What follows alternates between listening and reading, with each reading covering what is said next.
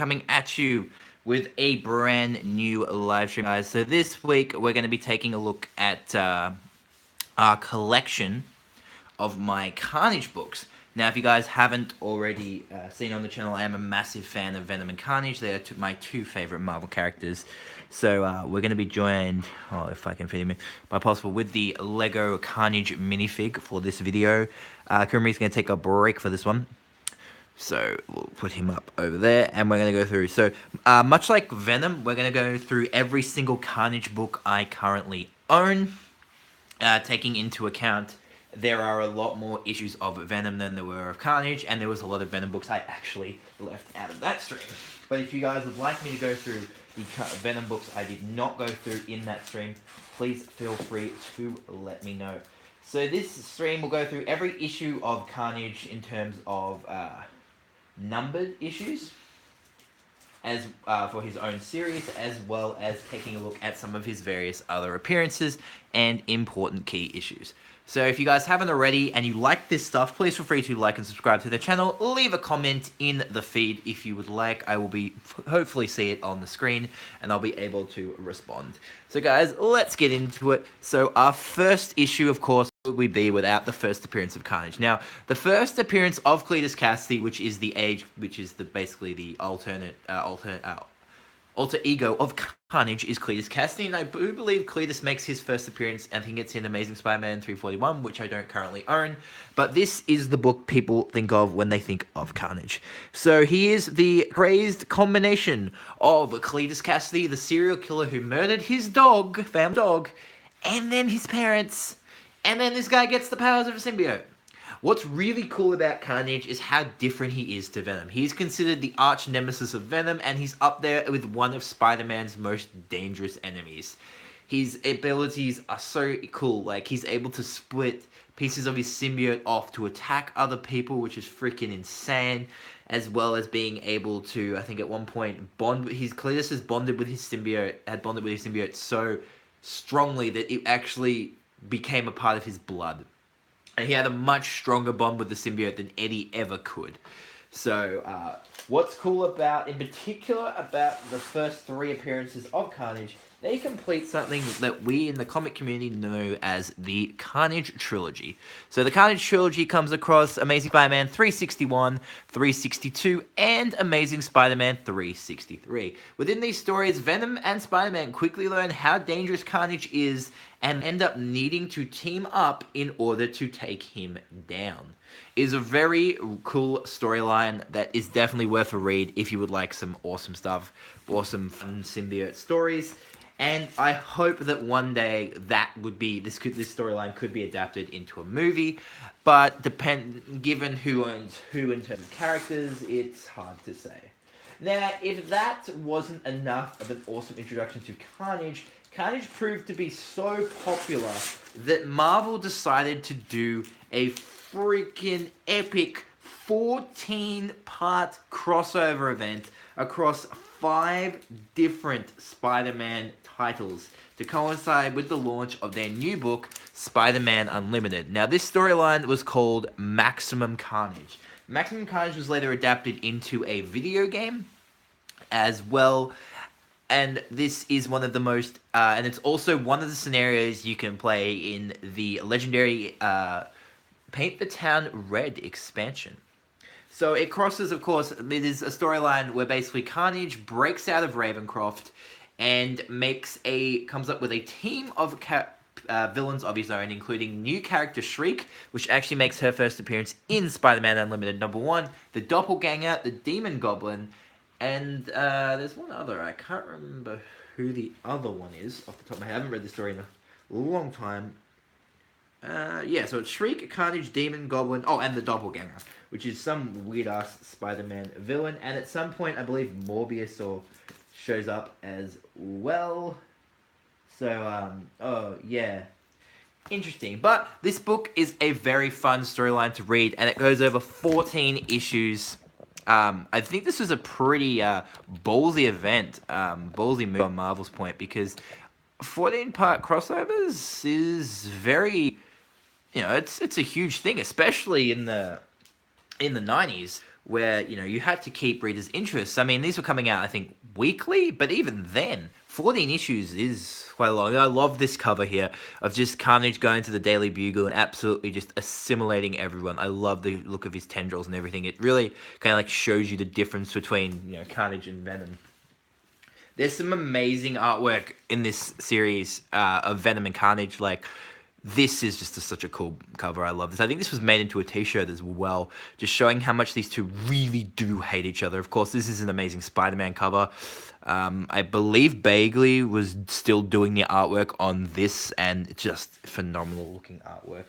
The issue, of course, running across for 5 different books is obviously you have different writers and you have different artists working on the crossover. And that's one of the things that always annoys me about crossovers. I know due to constraints and stuff, you can't have the same artist drawing every book in the crossover, but you always run into issues there, or not necessarily issues, but differences with the consistency of the artwork. And that does come into play here, but the story is still pretty consistent across the multiple writers. This is another really cool cover of Carnage attacking Black Cat. And yeah, this is a really cool Spidey and Venom together, because at this point, Venom and Spider-Man still really do hate each other. And this is like after, you know, Eddie's gone off and started having his own lot of miniseries. And he's come back from San Francisco to actually deal with Carnage. And I just love this cover as well. It's really, really cool. And we have another one. So this is the 6th part of the crossover with Web of Spider-Man 102. So then we get to see some of this really cool battle sequence cover of Shriek, you know, Demon Goblin, the Demon Goblin up here. Believe that's Morbius, the living vampire. Venom, really cool here, Spider-Man. And yeah, really nice cover.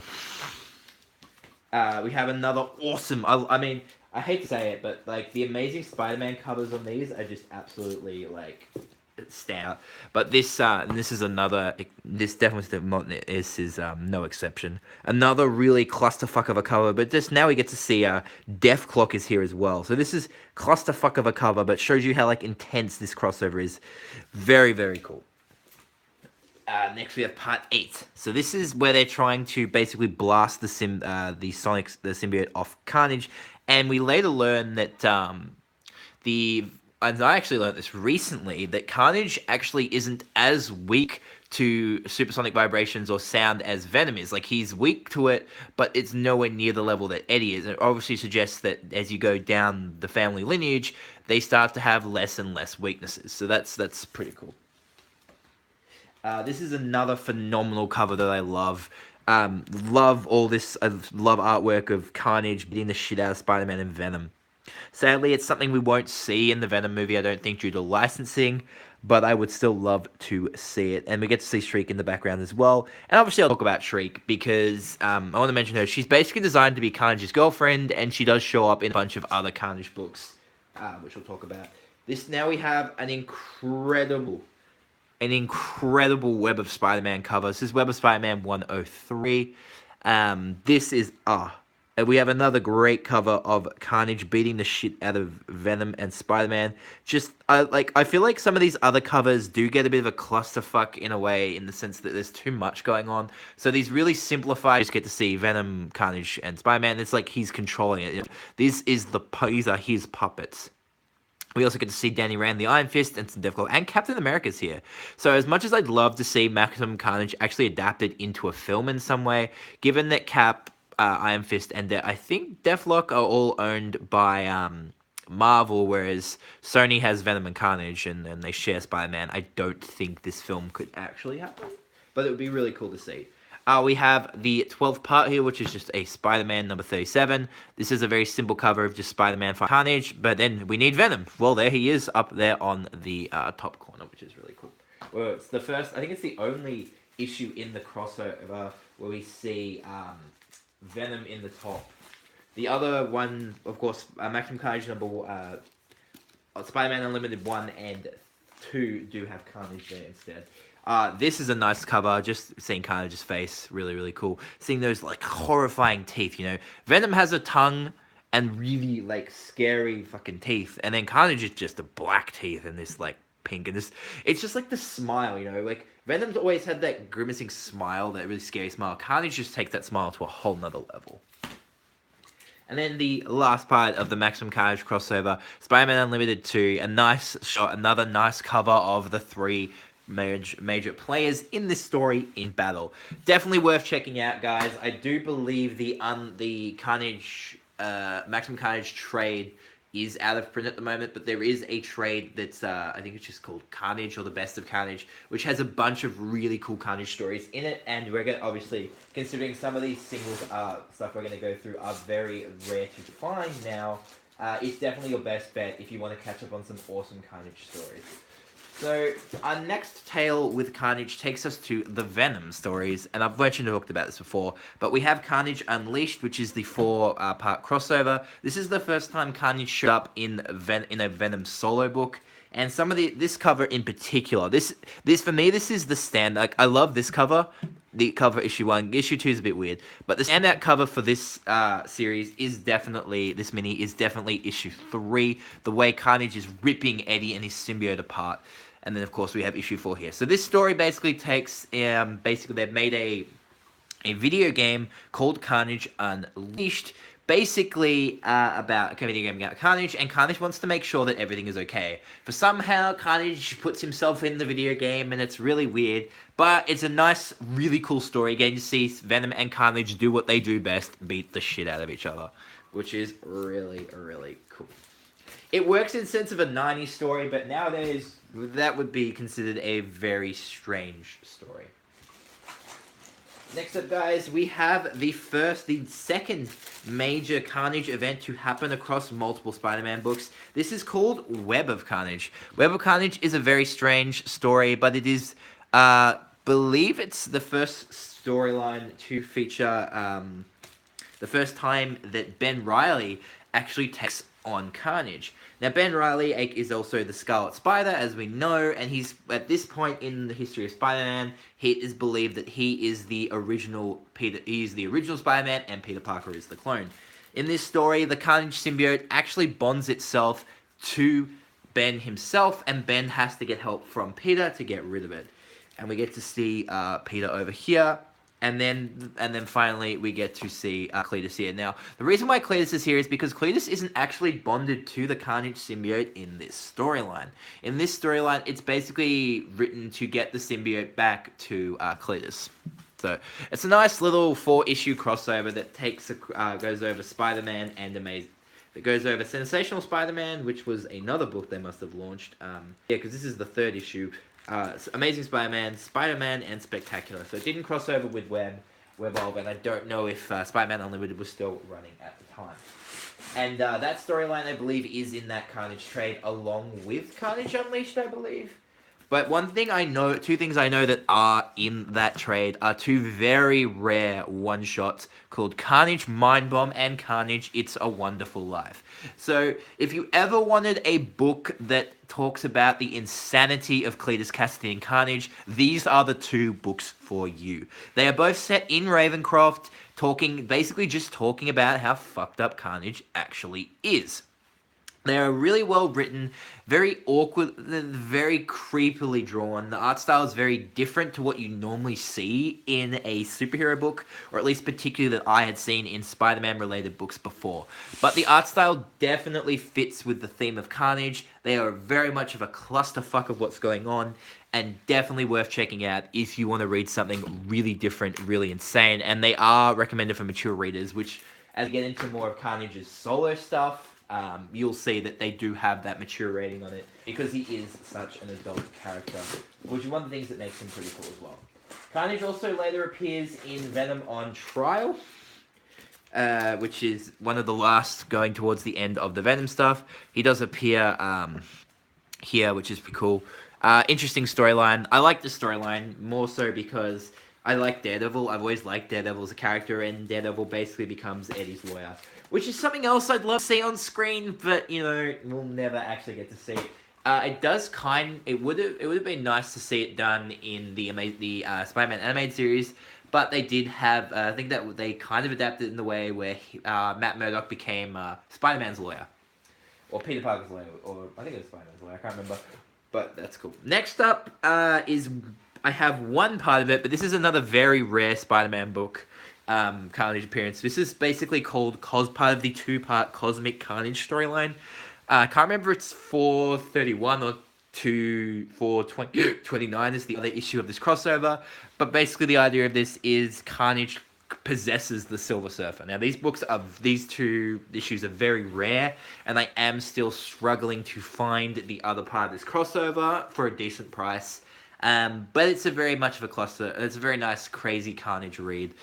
So very, very nice. As you can see, like Carnage didn't get too many of his own stories back in the 90s, but he appeared quite a lot throughout multiple books, which was really nice.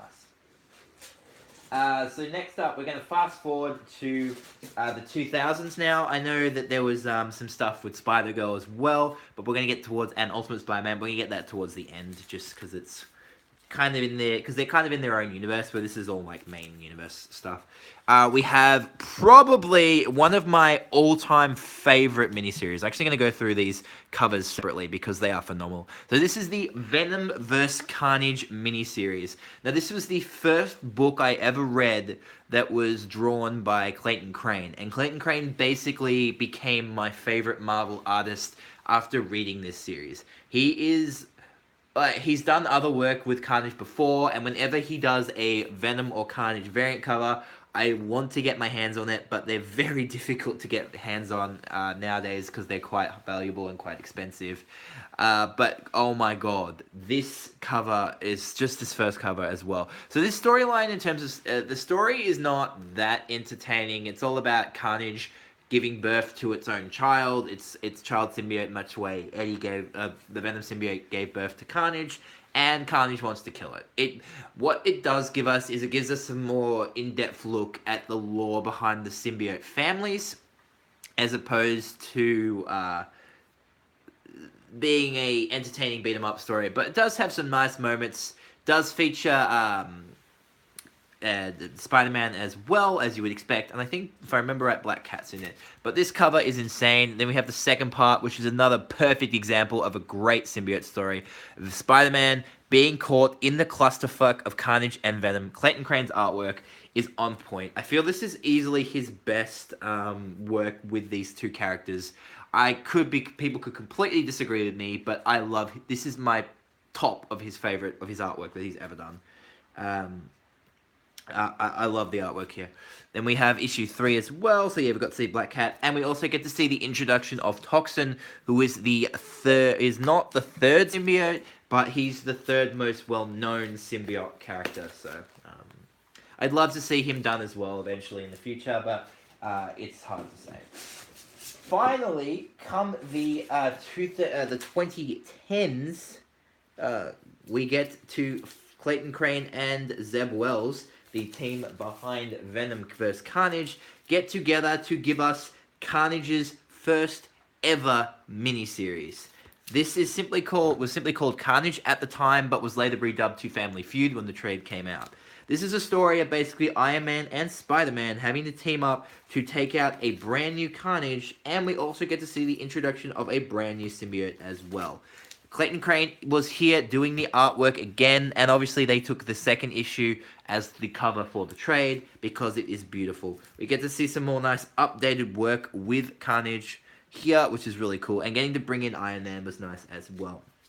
We also get to see continuing story threads from Maximum Carnage. As you can see, the doppelganger is there, and Shriek herself does make an appearance in this storyline.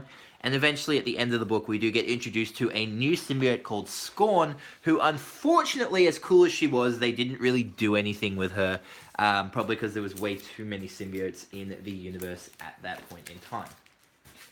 A year later, of course, given the success of the Carnage Family Feud, they continued. Wells and Crane were back for a story called Carnage USA. So this picked up where the last Carnage miniseries left off and took us into a more rural setting where Carnage had basically taken control of a more rural town. And here we learned that Carnage was able to basically spread out parts of his symbiote to other people to control them.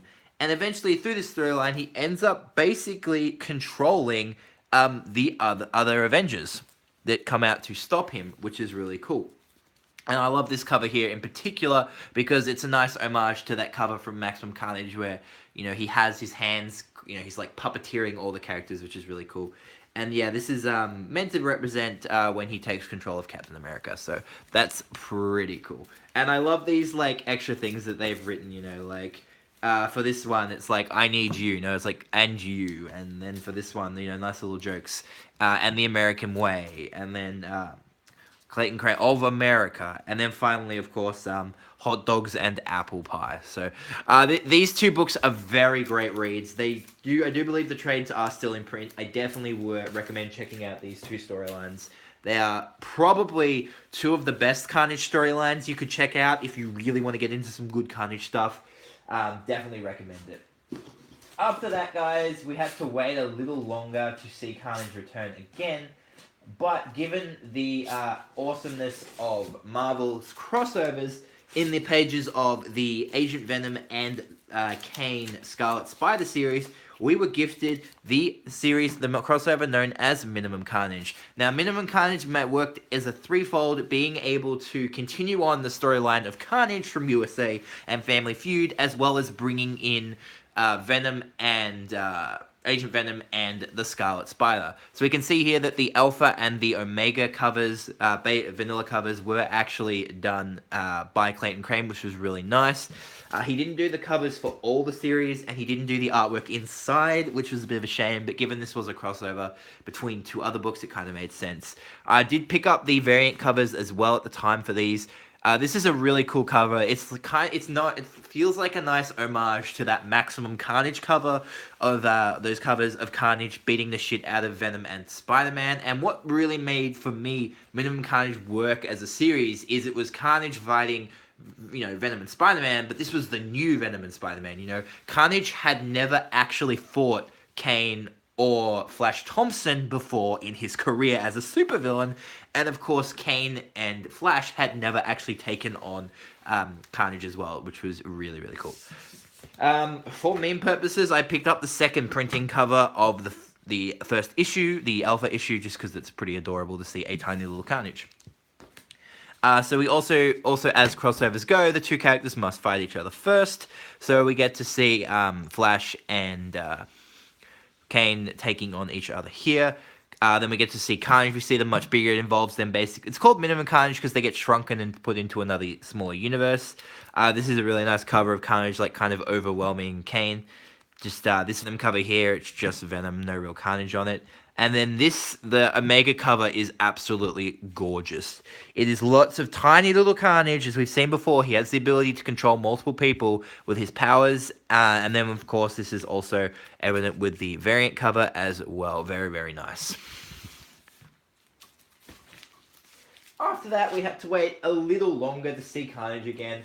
But it did come to us in the form of a mini-series. Our next mini-series came to us in the form of the ridiculous, believe this was next, Deadpool vs. Carnage. So this was written by Callan Bunn, well-known writer, and this is the variant cover, really, really nice variant cover. And then includes, of course, the fight between Deadpool and Carnage, and does feature Shriek again, as we can see here. Now, at this point in this story, spoiler alert, Carnage does end up in the story believing that she has in fact died, and we get to see Carnage take bonds with some symbiotes at the end of the story. Of course, I can confirm that she does not die. I did some research up on the wikis and stuff like that to find out if she did die. She doesn't, because I actually like Shriek as a character. I think she's pretty cool. It's a very crazy story that obviously Deadpool fans will love. And it's nice to see Deadpool bond with some symbiotes again, because he did have a storyline. I think there was an ongoing where he had the symbiote, and of course we had that infamous Venom Deadpool issue as well. Next up, guys, there was a new Carnage series. We got a brand new Carnage miniseries called Superior Carnage. So this was released as part of the Superior Spider-Man month event, and the first issue we have here was drawn by the cover was drawn by Clayton Crane, which we got an annual called the Superior Superior Carnage Annual, which kind of like set up additional storylines for the future, which was really cool. I think it was a one shot. They just called it Superior Carnage Annual. Don't know why. But yeah, it set up some future storylines for future Carnage stories, which we would take a look at in the next miniseries. So after that, Marvel did their Axis event, which involved basically turning super villains into heroes. Carnage was I believe, one of the. I didn't read the main Axis storyline, but Carnage himself was one of the key players in Axis. So I can't really talk about Axis itself. I can really only talk about the miniseries Axis Carnage, issue 1, issue 2, and issue 3. So these issues basically talked about potentially of Carnage being a hero trying to save people. It's a nice new take on Carnage that we didn't get to see, because when we always think of Carnage, we think of it as a villain. So if you want something a little bit different in terms of a Carnage story, this might be something more up your alley. After that, Carnage didn't really have any series for himself for a while. He did appear in a few other people's books. He appeared in 2 issues of Nova. I never thought I'd buy a Nova book, but Carnage did show up, so we picked those up. Just, you know, it's nice to do this because it was kind of talking about what he was doing leading up to the day that I had wanted for so long, for Carnage to finally get another book. And finally, guys, come a few years, I think it was like 2 years ago, he finally received his own ongoing series in first Carnage #1. Now, this was one of the variants I picked up for Carnage #1. It was one of the, obviously I have the matching variant for Spider-Gwen #1, because these are homages, obviously, to Amazing Spider-Man 300, which is the first appearance of Venom. And if any character in Marvel deserved to get a cover swipe of that more than anyone, it was Carnage. And then this is the regular variant as well. So Carnage lasted for 16 issues, and without a doubt is one of the most interesting and equally strange Carnage storylines I had ever actually read in my life. So it involved Carnage actually ending up going on a quest to basically become a deity. So this is one of the Crane variant covers. Very, very, I mean, like I said, like I used to buy all the Crane variant covers I could get my hands on for Venom and Carnage because I just loved his artwork. One thing that was really cool about this particular storyline was we got to see J. Jonah Jameson's son, John Jameson. He turns into a werewolf. I can't remember his character's code name in this storyline, which is cool. And we get to see Eddie here as well. So at this point, Eddie's lost Anti-Venom. He's lost Anti-Venom for a really long time. And this ends up leading to Eddie getting back the suit in Venom #5. So we have the variant cover for #3. So this is a really cool cover. So this is Marvel 92. This is easily one of my favorite variants because it's an homage to it's basically a Maximum Carnage cover. So we get to see Doppelganger, we get to see Shriek, we see Carnage, we see the Demon Goblin, and then we get to see Venom and Carnage, you know. The key players. That's all I really cared about. I didn't care too much about, well, I didn't mind that Black Cat was in it. I didn't care too much about Cap or Iron Fist or Deathlock or all that being in the storyline. For me, it was all about Venom and Carnage, Venom and Spider-Man teaming up to beat up Carnage and his cronies. And one thing I forgot to mention about Maximum Carnage is they kind of like, Carnage made this surrogate family around himself, where he was the father, Shriek was the mother, Doppelganger was their child. So it's pretty crazy, but it's pretty fucked up. But I mean, Carnage is a fucked up character. So we have issue 4. And then we have the really interesting variant cover for this, which actually I just noticed has Deadpool on it, which is pretty troll. Him getting stabbed, which is pretty funny. Issue 5. So that was the end of the first story, and I think they did the second storyline, and then they planned out the massive one at the end. So I think they were intending this series to run a little bit longer, so issue 6. Then we had the Story So Far variant. There was a hip-hop variant at one point, which I didn't actually get my hands on. This is an interesting story, cover of Carnage sitting on a throne, which was really cool. And what was interesting at this point was there was no Venom series at the time, at this point as well. Ongoing, there was no Venom ongoing at the time. So a really nice one of him being in a straitjacket with the symbiote. I love this cover as well, of Carnage basically being the wave that corrupts everyone. This is a really cool one here. You can see actually Eddie there, all trying to take out Carnage. They're chasing him on this island where he's basically becoming a deity. I love this, how they work this coverage here, where they work out like the Carnage into the image itself of this Carnage. Issue 12, which is really cool. Issue 13, where they're still on the island. Issue 14 as well. 15, where it basically becomes the deity, and issue 16. And one thing I want to talk about, like this particular ongoing, as opposed to the miniseries that we've seen Carnage in before. The miniseries, whilst they did heavily focus around Carnage, were mostly told from the perspectives of the people who were trying to stop him. Whereas this particular series, whilst it did focus around the people who were trying to stop him, primarily had its focus around Carnage himself, which is actually what you wanted for this series, because you were reading an ongoing series about Carnage. And that's one of the things that really stood out for me for this book. And I think I mentioned it in one of my previous videos, but around this time, I'd actually started really losing interest in comics. And it was this ongoing series. Like, I'd be buying books and I'd be putting them aside and I wouldn't be reading them. And this was including, you know, Nightwing and Batgirl at the time, because I was just so over the Burnside Batgirl. And I was over, I think it was still Agent Grayson. It might still be Agent Grayson at this point.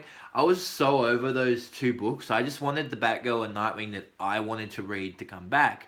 And there was no Venom book at the time as well, because Agent Venom, easily one of my favorite Venom runs of all time, and I think you guys will agree, was cancelled, was not running at that time. And I was just about to give up, you know. Sonic had been, you know, couldn't read Sonic anymore. Sonic wasn't allowed in the country.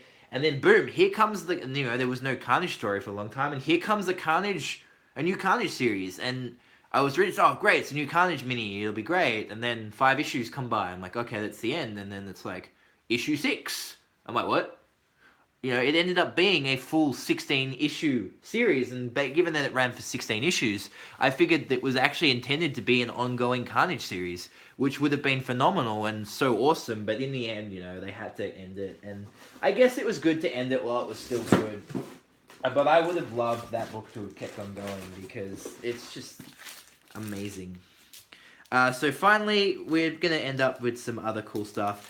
I'm not going to talk about some other random... I've got some other random Carnage apps here.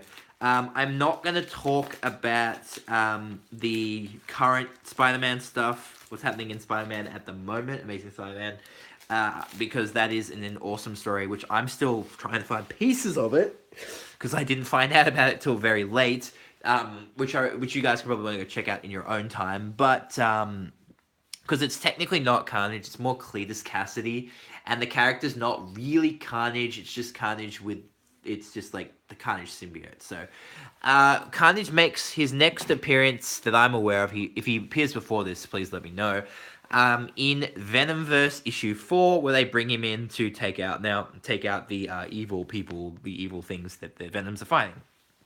And then, of course, he's in issue 5 as well. So Venomverse is a freaking awesome storyline that obviously Cullen Bunn wrote it. Definitely recommend you guys check this out. It had me so hyped up for this. I'm so upset that I missed out on the connecting variant covers for this, because they were Clayton Crane and they were cover price, which made things even worse for me when I missed out on them, because they're actually worth quite a bit now, which is a shame.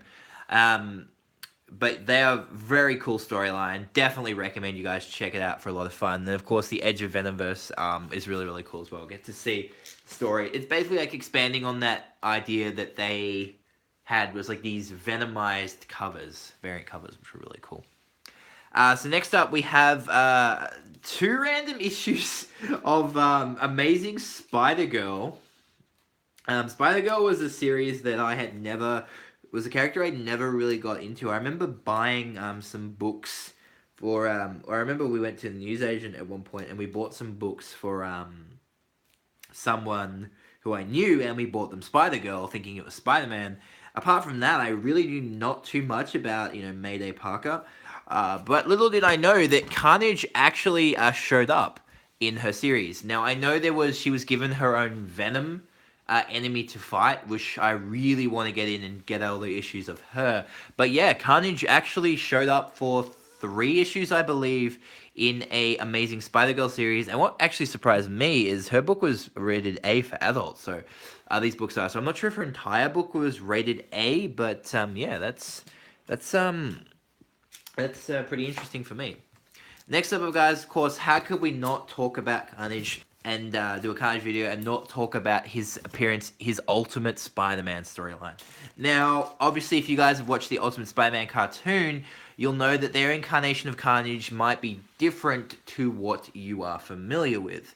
So as far as I've been led to believe, because I gave up with it pretty quickly after what they did to Venom and made Harry Osborn Venom, which really confused the hell out of me. Anyway, basically, in this, Carnage is not Cletus Kasady. He's designed to basically kind of be, I think if I remember right, haven't read it in a while, he is the clone of either Peter or his dad.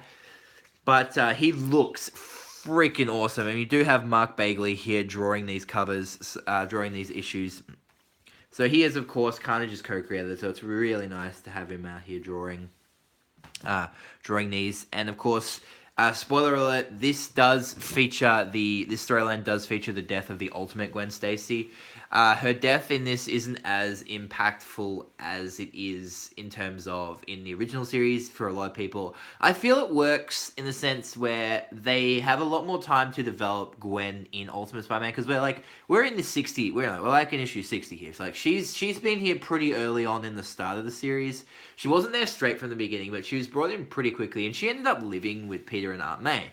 And the fact that she gets killed, and I think Peter reveals his identity to Gwen earlier than he does to Mary Jane. I could be wrong. I mean, I haven't read Ultimate Spider-Man for a long time, but Ultimate Spider-Man was a fantastic run. Like, I loved it, and the way Carnage is drawn here is just really cool. And I love the way they adapted him here. And then we have Clone Saga Part 5, so obviously this is a Carnage app. I'm not sure how much of it he appears in. And then we have War of the Symbiotes, which was, I think, the last mainstream Ultimate Spider-Man storyline they did before moving into Death of Peter Parker. I don't have any singles of that because I am looking for it, but there was a trade for that. It was volume 22, so that was pretty much towards the end. I think there's there might be one after that, but in that there was this weird storyline where Venom basically combined with the Carnage symbiote, which was something we never actually saw done before. With those two symbiotes, except for, I think it happens in the Spider-Man Unlimited cartoon at one point. I can't remember, but basically, guys, that's it for my Carnage collection. I'm sure there are a bunch of stream next week, and whenever I put a video up this week. But anyway, guys, once again, thank you so much for watching, and I'll catch you for my next video.